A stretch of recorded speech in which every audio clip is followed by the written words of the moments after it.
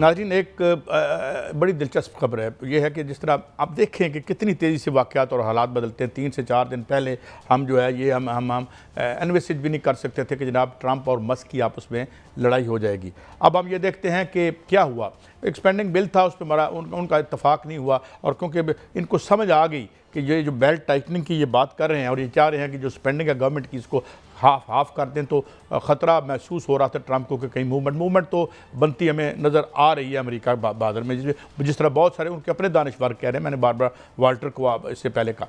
तो अब ये लाइन बड़ा गंदा टर्न ले रही है, और गंदा टर्न ये लिया है कि अब एक ऐसा इल्ज़ाम लगाया है इसने एलन मस्क ने कि एक बहुत बड़ा स्कैंडल हुआ था। जेफरी एप्स्टीन एक बहुत बड़ा फिल्म मेकर था, और उसका पता चला था कि वो ऐसे शिरकतें चलाता है बड़े बड़े लोगों के लिए। उसमें बड़े बड़े लोगों का नाम आया, उसके बाद उसकी इंडाइटमेंट भी हो गई, उसकी कन्विक्शन भी हो गई, और जेल में पुरस्कार तौर पर वो कहते हैं उसने खुदकुशी कर ली। लेकिन बहुत सी बातें थी, बहुत सी बातें सामने नहीं आई। जैसे मैंने कहा कि गलत या सही इल्ज़ाम है, मुबैना तौर पर प्रिंस एंड्रयू जो है उनका भी नाम आया और बड़े बड़े लोगों का नाम आया। अब ये एलन मस्क साहब ये कह रहे हैं कि जनाब इन्होंने भी उस गंगा में हाथ धोए हैं। उधर धमकी लगा रहा है ट्रंप कि भाई अगर आपने जो है मेरे खिलाफ कोई बात की या आपने डेमोक्रेट्स को मेरे खिलाफ फंडिंग करने की कोशिश की तो हम देखेंगे। और मुख्तलिफ जो हम जानते हैं ट्रंप साहब कितने विंडिक्टिव हैं, ये है बात। और साथ ही एलन मस्क कह रहे हैं कि मैं एक नई पार्टी की बिल्कुल ज़रूरत है, मगर आपकी दोनों पार्टियाँ दो आपकी पार्टियाँ हैं हजूर। तो ये सिलसिला है मियाँ साहब। अब ये लगता है कि अमेरिकन रूलिंग क्लास में जो स्प्लिट है और गहरी होती चली जा रही है। मगर डेंजरस बात यह है कि लोगों का मुहावरा खुल रहा है। कल लोगों ने पेट्रोल बम फेंक के लॉस एंजलिस में गाड़ियां जलाई। वो जो होम डेपो जो है उस पर जो छापे हो रहे हैं और वहाँ पे जो लोग निकल आए, ये वो नेबरहुड है जहाँ पर 82% जो आबादी है वो मैक्सिकन्स की है, और मैक्सिकन वहाँ बड़े जफाकश लोग हैं, बड़े मेहनतकश लोग हैं वहाँ पे, और ये जो छोटे मोटे मीनियल काम है ये गोरे उन्हीं से करवाते हैं। तो मियाँ साहब, ये अमेरिका बहादुर में एक बड़ी लॉस एंजलिस बड़ा शहर है, एक दूसरा तीसरा बड़ा शहर है अमेरिका का, और वहाँ पे इस तरह का काम शुरू हो गया। और उन्होंने 2000 नेशनल गार्ड भेज दिए हैं। यूँ समझ लें कि जिस तरह हमारे यहाँ रेंजर होती है, तो रेंजर गार्ड भेज दिए उन्होंने। तो उन्होंने जो गवर्नर जो है, दोनों गवर्नर जो है, न्यूयॉर्क का गवर्नर भी और ये दोनों चूँकि डेमोक्रेट्स हैं, ये कहते हैं ये गलत कर रहा है। तो ये तो मियाँ साहब ये मनाजर हमको लगता है कि अमेरिका बहादुर जो कल तक एक स्टेबिलिटी का आइकॉन था, वहां पे ये क्या होना शुरू हो गया है मियां साहब? देखें कैसा वहाँ ट्रंप आ गए हैं, क्योंकि ट्रंप ने को तवक्को नहीं थी कि 5 माह अभी नहीं हुए उनके हल्फ उठाए हुए, तो वहाँ पर जो है वो तहरीक बाकायदा तौर पर शुरू हो चुकी है। और वो तहरीक ऐसी है कि वहाँ पर आपने जैसे बताया कि वो वहाँ आगे रिएक्शन आ रहा है बाकायदा तौर पे, पथराव नहीं हो रहा, पेट्रोल बम जो हैं वो सामने से आ रहे हैं।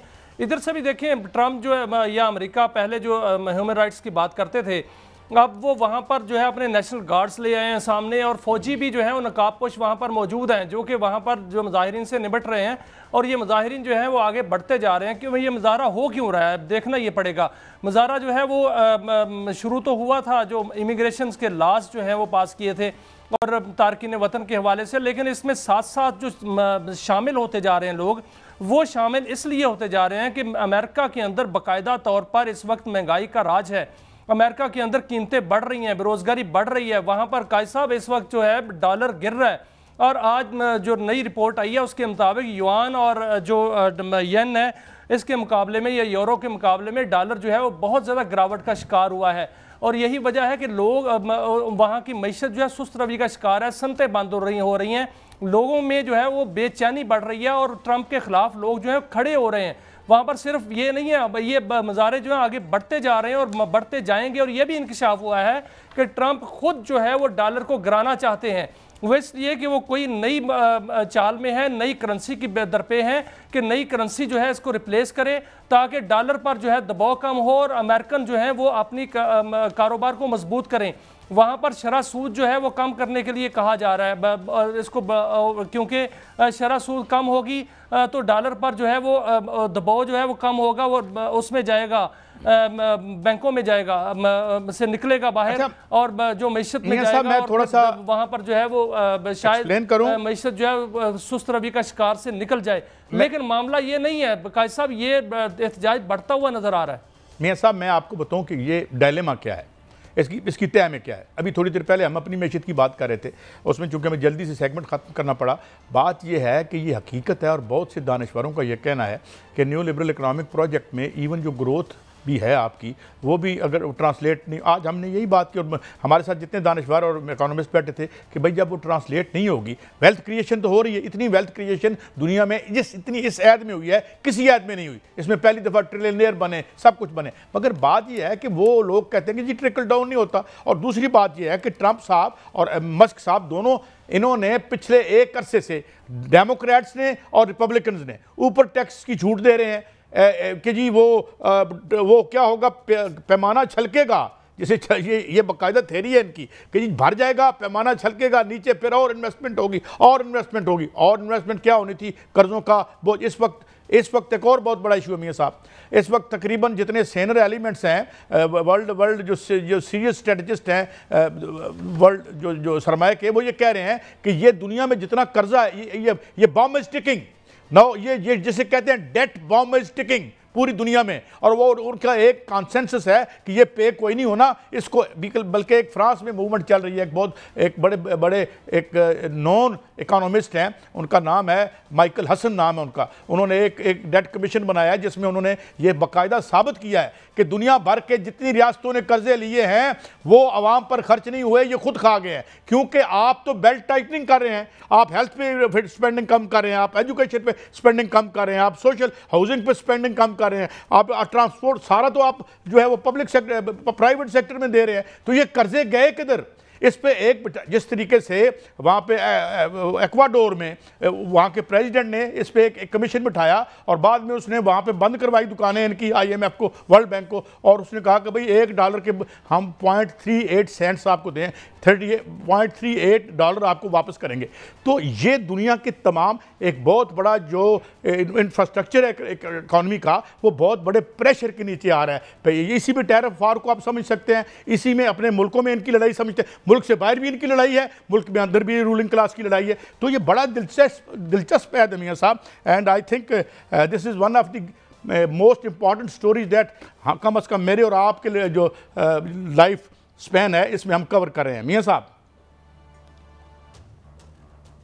बिल्कुल कायद साहब, देखें जो ट्रंप हैं वो अपने इक़्तिदार को फारिग करने में बड़ी स्पीड लगा चुके हैं, क्योंकि उन्होंने चाइना से लड़ाई ली, उन्होंने तजारती जंग जो है वो शुरू की, उन्होंने पूरे यूरोप से तजारती जंग शुरू की, एशिया से तजारती जंग शुरू की, और तमाम मुल्कों से तजारती जंग शुरू करने के बाद अपनी मईशत को तबाही के दाने पर ले आए।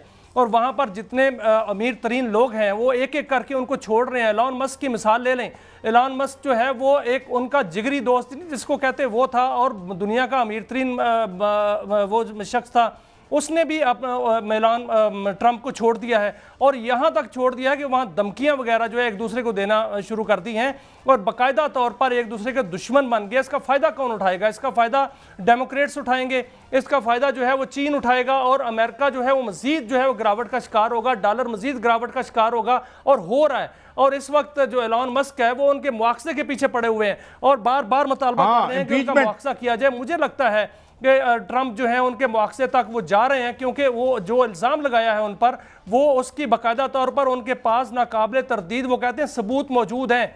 अगर वो सबूत पेश हो जाते हैं तो डेमोक्रेट्स जो पीछे बैठ के सारी लड़ाई देख रहे हैं वो सामने आएंगे और बाकायदा तौर पर मुआवजा होके, मुझे नहीं लगता कि ट्रंप का इख्तियार जो है वो 2025 तक जो है वो उसने ये जो बात की है, ये जो उसने बात की ये बड़ी सिग्निफिकेंट है। वो कहता है कि जो जेफरी एप्स्टीन है कि जो तफ्तीश है दोबारा खोल दी जाए।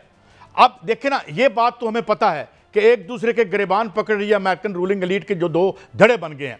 तो अब जो ये कर रहे हैं, ये कहते हैं ये जिस तरीके से आगे गए हैं, बल्कि इन्होंने ओपनली जो इनके मुखालफिन थे उनको विक्टिमाइज किया है। और यहाँ तक कि जेफ बेजोस जो है उसे $128 मिलियन भी ले लिए और उसके सामने बैठ के दिए, वो जो इसकी रिट्रीट है कि जनाब ये आपकी जो एक प्राइवेट ऑर्गेनाइजेशन है उसको मैं उसकी फिल्म बनाने के लिए आपको चंदा दे रहा हूँ। तो ये न्यूयॉर्क टाइम्स की मैं स्टोरी दे रहा हूँ कि आप कोई शर्म भी कोई नहीं करता कि खुल के खाओ। मगर बात यह है कि ये मुझे लगता है कि there is a method in his madness. ये जो एलन मस्क है, एलन मस्क जो है क्योंकि घर का बेदी है और ये जानता होगा कि जनाब जो ट्रंप साहब हैं इनके शब-ओ-रूज़ कैसे रहे हैं, इनकी उधेड़ उम्र और जवानी कैसे गुजरी है, तो वो तो अंदर से अगर कोई सामान लेके आता है तो this can be one of the biggest story you know in of the 21st century. मियाँ साहब,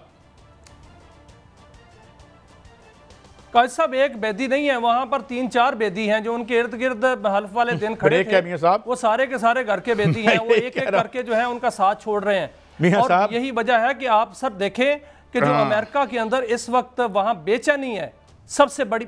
मियां साहब मुझे ब्रेक पे जाना है। बात यह है कि ये अब डर्टी लिनन जो है, ये जो हमने बहुत कहा था, ये वो ऐड है कि जिसमें रूलिंग क्लास हमेशा और ख़ास तौर पर एडवांस्ड इंडस्ट्रीज और वेस्टर्न कंट्रीज़ में एक दूसरे के गंदे कपड़े उछालेगी गली में। बहरहाल देखते हैं क्या मामला है।